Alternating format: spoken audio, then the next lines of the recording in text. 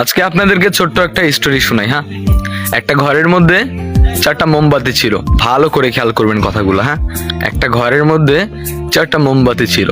তো সেই 4টা মোমবাতিরই আলাদা আলাদা করে একটা নাম ছিল। প্রথমটার নাম ছিল শান্তি, দ্বিতীয়টার নাম ছিল বিশ্বাস, তৃতীয়টার নাম ছিল ভালোবাসা এবং সর্বশেষ যেটা তার নাম হচ্ছে আশা। তো কি হলো জানেন, জ্বলতে জ্বলতে হঠাৎ করে শান্তি নামের যে মোমবাতিটি ছিল সেই মোমবাতিটি নিভে গেল, বুঝছেন। তা পাশে থাকা যে বিশ্বাসের মোমবাতিটি ছিল সে বলতেছে, যেখানে শান্তি নেই সেখানে বিশ্বাস থেকে আমি কি করব, আমিও নিভে যাই। তারপরে কি হলো, বিশ্বাস নামের মোমবাতিটিও নিভে গেল। তো কিছুক্ষণ পর জ্বলতে জ্বলতে ভালোবাসা নামের মোমবাতিটি বলতেছে, যেখানে শান্তি নেই, যেখানে বিশ্বাস নেই, সেখানে তো ভালোবাসার কোনো মূল্য নেই।